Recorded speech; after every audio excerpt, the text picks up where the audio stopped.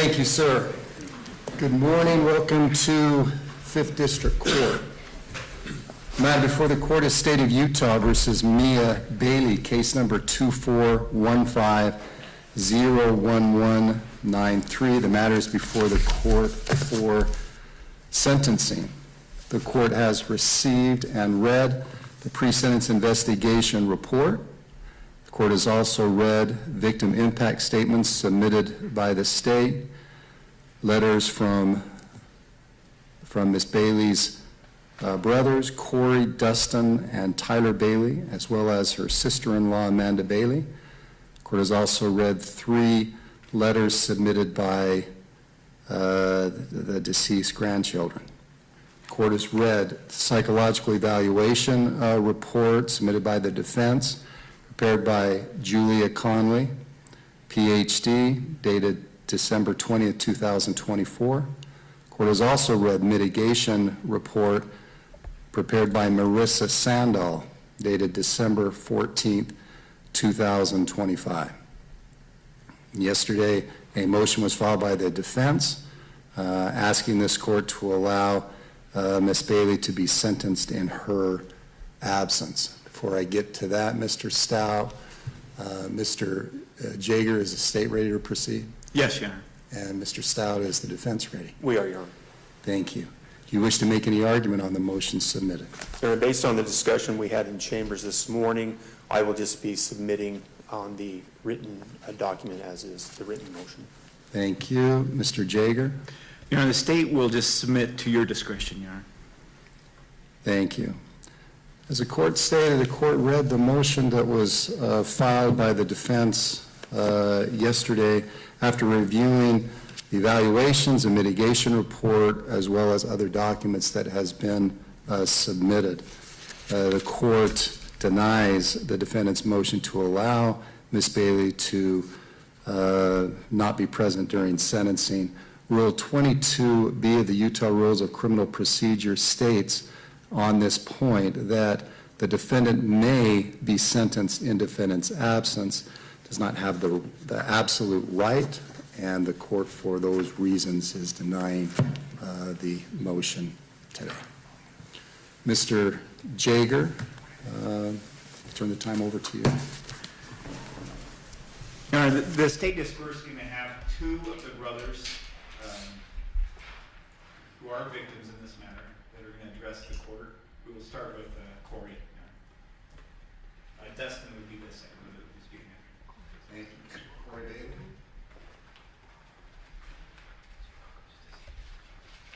Good morning, sir.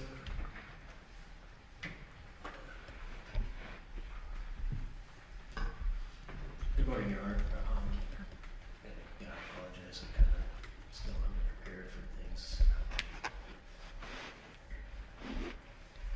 I come up here still conflicted about all of this. Just thinking a lot the past few days what it means to have justice served.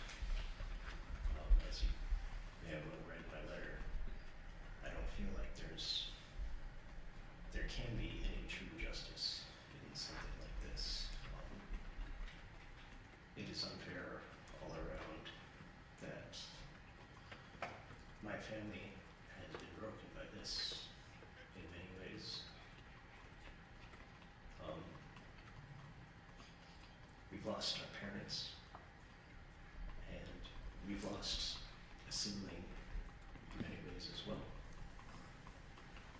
So either way, no matter what, we are losing as a family on this sentence. For me and my family, the truest sense of justice we can come up with is making sure that we are safe now and in the future. And then also making sure that Mia is taken care of in the state hands as well for the foreseeable future, and that it stays that way.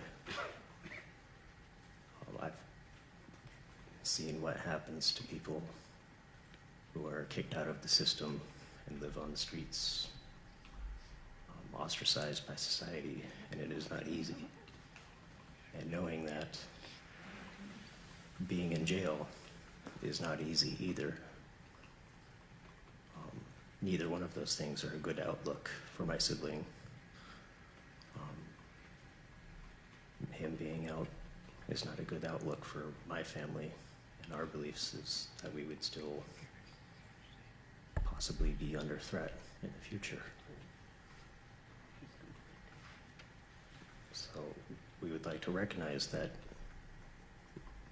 you know, it is unfair all around for all of us, what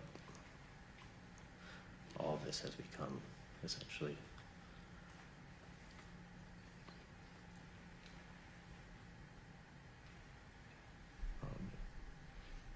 I simply wish we could figure out a better way, and I can't comment on the actions of that day, mental, what role of mentality was going on, whether it was just anger or not. I don't know. I'm still, as I said, very conflicted about all of this. All I know is that what's best for us and what's best for Mia is probably staying in prison for as long as possible. And that's just, for us, that's kind of the reality we've come to.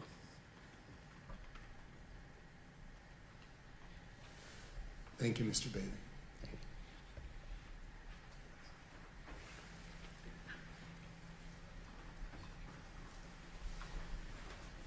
Your Honor, the state would now call Dustin. Thank you.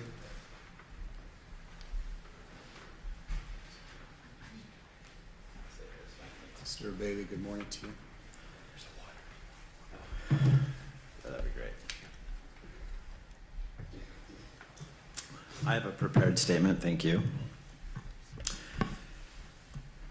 Your Honor, we sit before this court as the children, grandchildren, sister, brother, mother, extended family, and friends.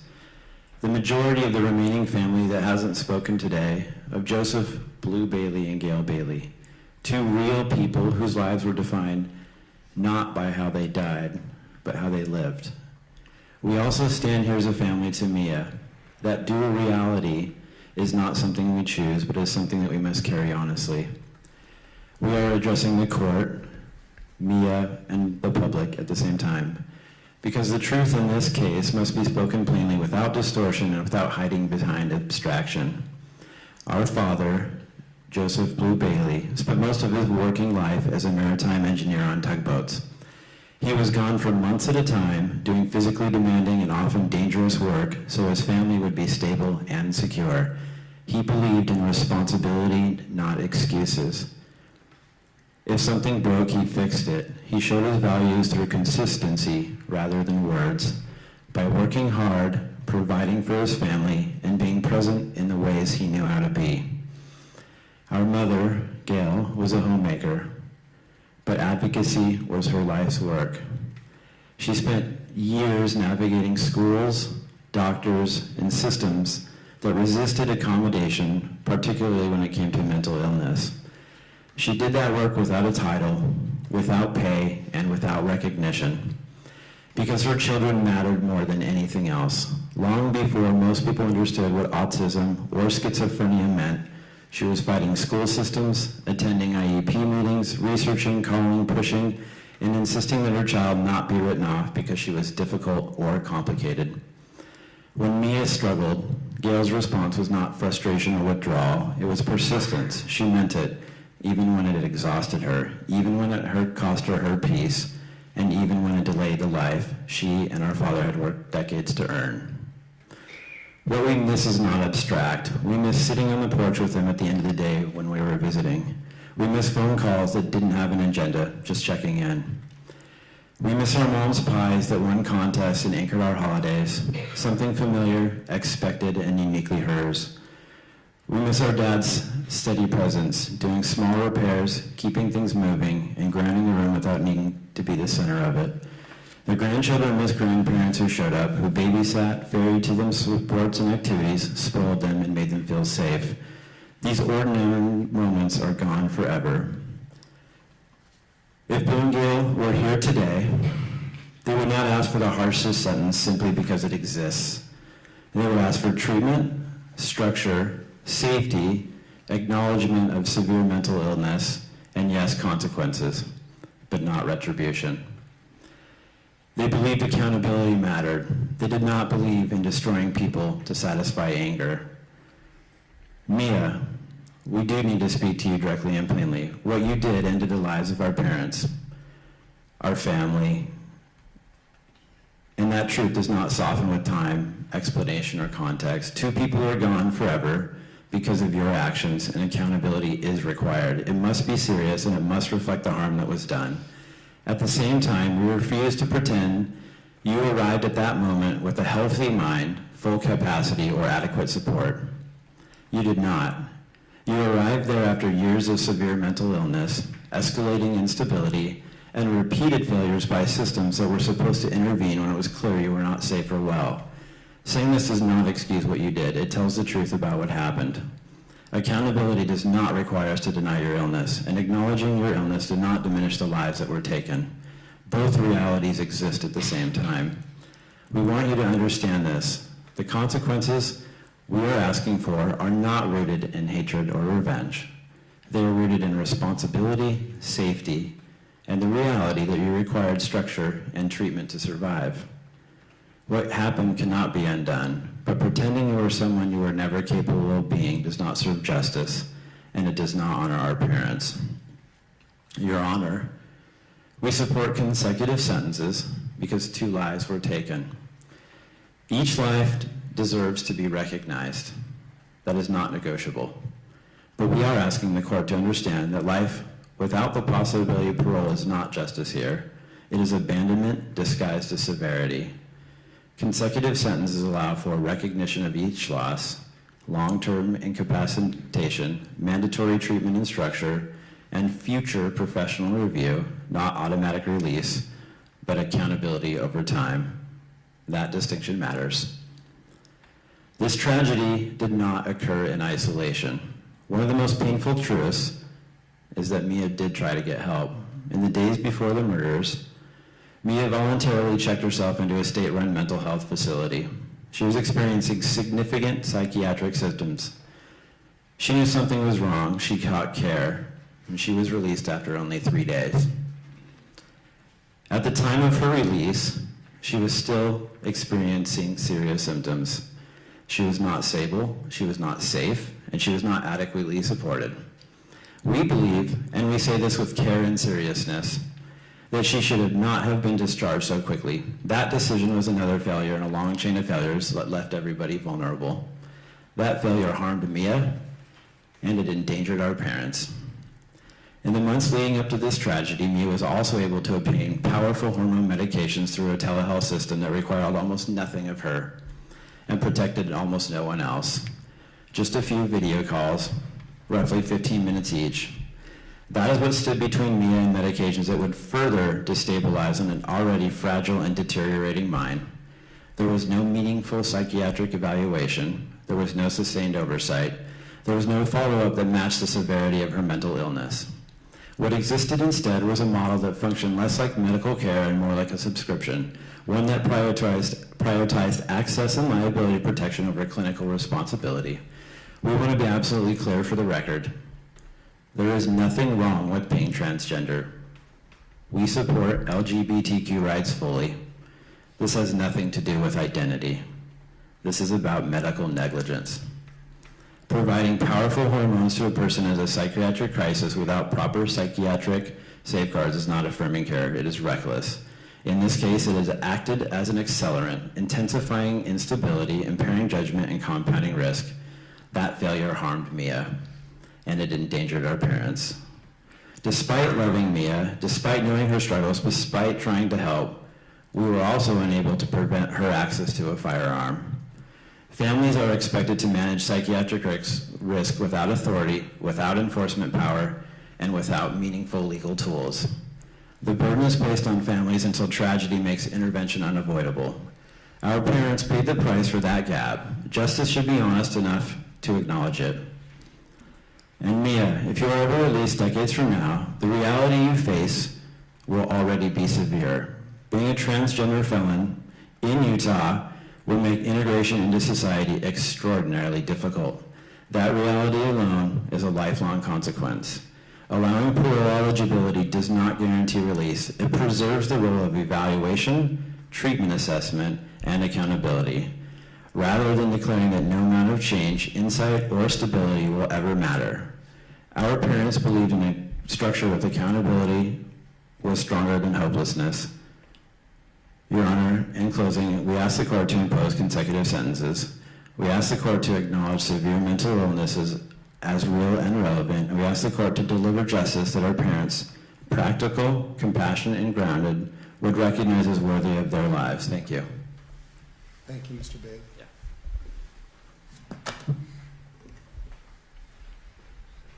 Mr. Jager? Your Honor, just to follow up with that, and I recognize I cannot say that better than what is already spoken. But the state is also asking for consecutive. And we're asking for consecutive because that is our policy, and that is our practice. And that has been the practice since I've worked here back in 1999, Your Honor. When you have two separate lives, we recognize each life. And that's what we have here, and each life deserves a separate consequence, and that's why it's consecutive, Your Honor. The second reason why I'd be requesting for consecutive is because when you look at aggravated murder, there are several different factors. And under 76-5202, in this case, and you only need one factor to charge aggravated murder, but in this case, you have 4 of those factors. First of all, under 2A, 2 or more individuals' lives were lost on that day. Under 2B, when you commit a homicide with an attempt to kill another, that is an aggravated factor. We also have that here. The defendant attempted to kill Cory. In fact, in the interview, the defendant stated that the brother was not her main target, but she would not have been sad had the gunshot killed him. The third is under 76-5202-3, an actor knowingly created a risk of death to another individual. Your Honor, Cory's wife was also there. And as Mia was running down the stairs, and they heard the shots upstairs, Cory's wife hid in the closet. Gratefully, Cory got his wife out of the closet and started climbing out the window. When Mia fired that shot through the door, it went right into the closet where Cory's wife was. It is a miracle that she is not dead. It was very close to having 3 deaths on that day. And the fourth factor, Your Honor, as to why this must be consecutive is because Mia knew that she was not allowed at that house, and yet she still went to the home, despite a protective order, despite knowing that she was not welcome there. That is an aggravated burglary. She broke into that home, and in doing so, that is the fourth factor under 76-5202, Section B, that is an aggravated factor. Based on those 4 factors, Your Honor, we are asking that this be consecutive. The final reason that I'll point out as to why this should be consecutive is just based on the heinous and premeditated nature of the crime. Mia planned this crime out, purchased a gun. Again, Mia knew that she shouldn't even be purchasing a gun because of a protective order. She went to the range, she practiced, she planned when to go, specifically targeting 4 individuals. Your Honor, I was going to go into much more detail about the heinous nature of this crime. I was prepared today to have 2 officers testify and play actually some additional evidence. But I'm not going to do that because of what the brothers have asked for and because of how they how they presented themselves and the statement that they have made, I believe that is sufficient. And I'm just asking you to follow what they have asked for and that you sentence Mia consecutively on these counts. Thank you. Thank you, Mr. Jager. Mr. Stout. Your Honor. Just a couple quick housekeeping items. I would ask that the court issue an order that the psychological evaluation and the mitigation report be made part as an addendum to the pre-sentence report, so that would follow my client to the prison. That'll be the order. Thank you, Your Honor. You're welcome. Your Honor, on behalf of Mia Bailey, I am asking the court to impose concurrent sentences. Utah Code 76-3-401 addresses what the court needs to consider when considering concurrent or consecutive sentences. Subsection 2 specifically says the court shall consider the gravity and circumstances of the offenses, the number of victims, as well as the history, character, and rehabilitative needs of the defendant. And I will focus my comments today on Mia's history and character and rehabilitative needs. First, and I think very importantly, Mia has no prior criminal history. None. No prior convictions, no prior arrests. And what the court has already heard today and what the court has already read in the pre-sentence report, as well as the victim impact statements, is that Mia is severely mentally ill.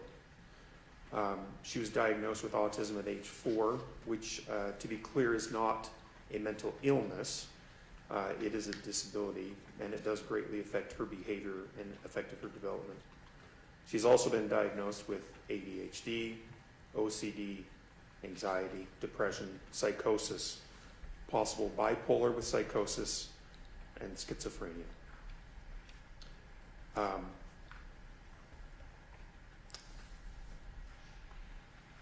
Part of this, Your Honor, in the summer of 2023 and 2024, she was admitted to the hospital for paranoia, delusions, and hallucinations. She was discharged the most recent time that she committed herself, as has been mentioned. She was discharged 3 days later, and 10 days later, she murdered her parents. I want to quote from 2 of the victim impact statements, because honestly, I think they say better than I could what I want to convey to the court. And I'll try to do this without identifying the relationships, but these are in the pre-sentence report, victim impact statements the court has read. I need to say something that's difficult to articulate while carrying all this pain. Mia was severely mentally ill. I grew up watching her struggle with autism and schizophrenia. I saw how hard the victims worked to help her, to find treatment that would work, to support her, even when she was difficult and frightening and exhausting to be around. They never stopped trying because they understood something about her condition that's hard for a lot of people to grasp, that her cognitive functioning and emotional regulation were profoundly impaired in ways that make her fundamentally different from neurotypical adults. What she did was devastating and unforgivable in so many ways. She deserves to spend decades in prison for taking them from me, from all of us. But I recognize what the victims spent their lives recognizing, that Mia's actions came from a place of severe psychiatric dysfunction, not calculated evil. The combination of her autism, schizophrenia, and the hormonal destabilization she was experiencing created a perfect storm that her already impaired brain couldn't withstand. From another one of the impact statements, and this one's a little more brief. I need this court to understand something fundamental. Mia is not a neurotypical adult who made calculated evil decisions. Mia has severe autism and schizophrenia, a combination of conditions that left her functioning at the cognitive and emotional level of a young child, particularly during times of stress or psychiatric crisis. And I offer these comments, Your Honor, not as an excuse, but somewhat of an explanation, and just on behalf of Mia, for the court to understand what led up to these horrific events. What this shows, Your Honor, is that Mia's history and character is not that of a calculated, evil, cold-hearted person. Her rehabilitative needs are significant, and very well, she may be rehabilitatable, but only time will tell. We can't predict the future on that. I don't know, I don't think anybody knows 20, 30 years from now where Mia will be as far as whether she can function in society, whether she's paid the price. By pleading guilty, Your Honor, she accepted responsibility for causing the death of her parents and assaulting her brother. In the pre-sentence interview, as noted in the pre-sentence report, Mia expressed remorse for her actions and regret for what she did. For all of this, she will spend significant time in prison. But as we all know, how much time she spends in prison will be up to the Board of Pardons. The board will be in the best position in the future to decide if and when Mia can re-enter society. Both the options the court has of concurrent or consecutive both have the life top as an option. So that, simply put, by imposing concurrent sentences, this will give the Board of Pardons and Parole the greatest flexibility to determine if and when appropriate to allow Mia to be paroled, to be released, and to re-enter society. That's what I'm asking the court to do, is simply give the board the most discretion by allowing concurrent sentences so that they can make that determination, recognizing that under either scenario, they could keep her there for the rest of her life. But concurrent allows them the greatest flexibility to make that decision in the future. And with that, I will submit, Your Honor, I believe my client still wants me to read a statement when the court is ready for that. She understands she has a right to, well, I'll let the court address that. Okay. Thank you, Mr. Stout. You may go ahead and read the statement written by your client. And Your Honor, this, Mia did write the statement. I had talked to her about her option to address the court directly. I also offered the option for her to prepare a statement and have me read it.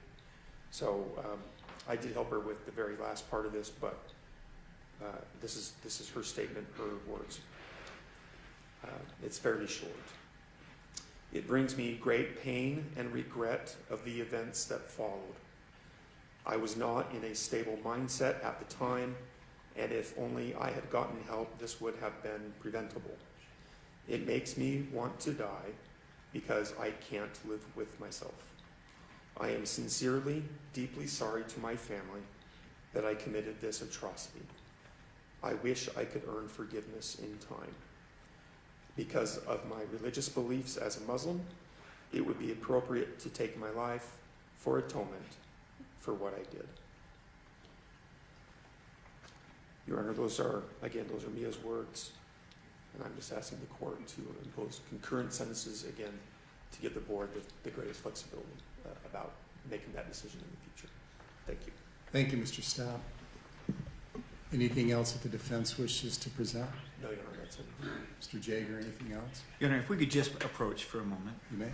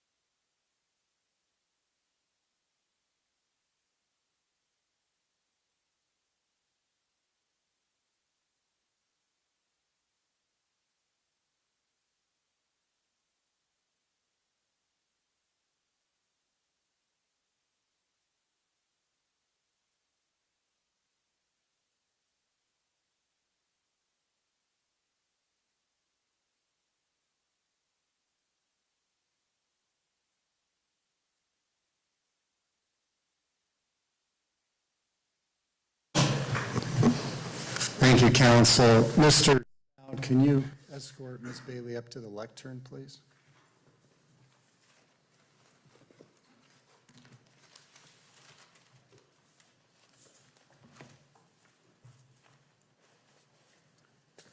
Thank you. Well, the court greatly appreciates the brother's sons addressing the court. You know, the gravity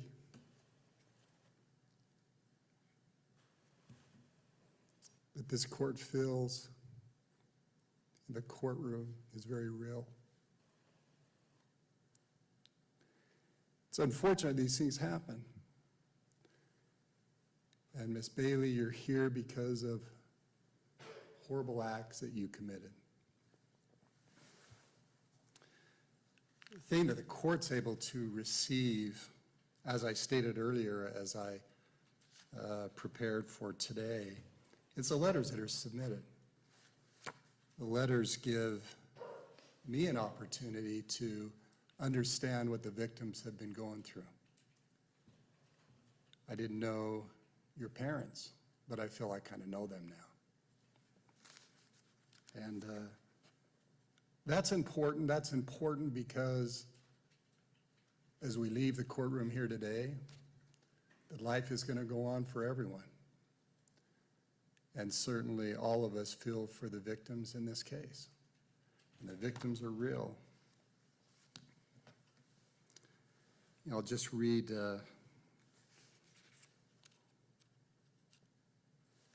one part of a statement that the granddaughter wrote.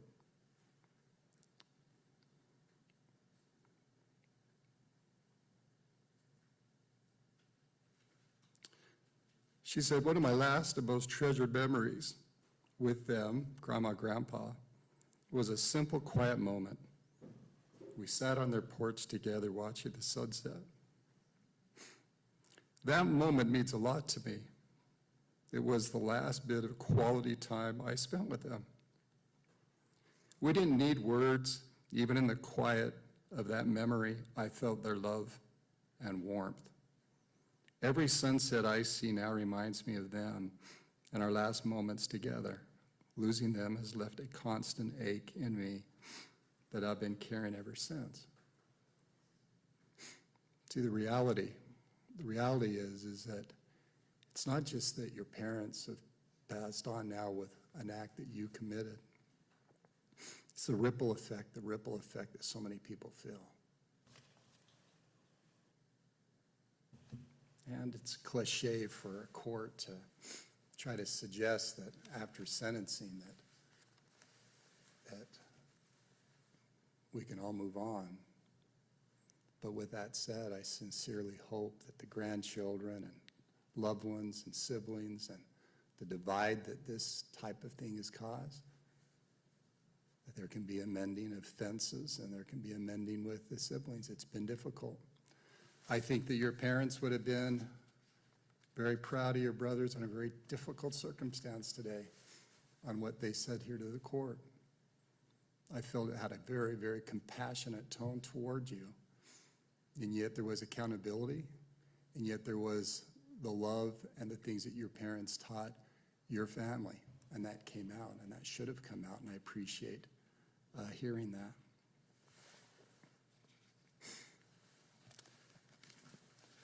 Your acts on that day were very chilling.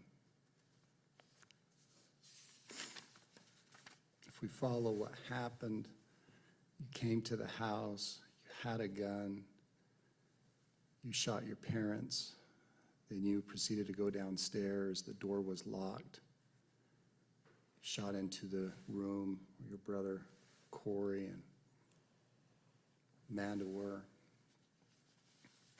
and then you went back upstairs. Ms. Bailey then went back upstairs. She stated she returned to her father, who was lying on the ground, and shot him one more time in the head to make sure he was dead. Spent shell casings were also found near Joseph Bailey's body. She heard her mother making noises. Miss Bailey walked back over to her mother and shot her in the head to make sure she was dead.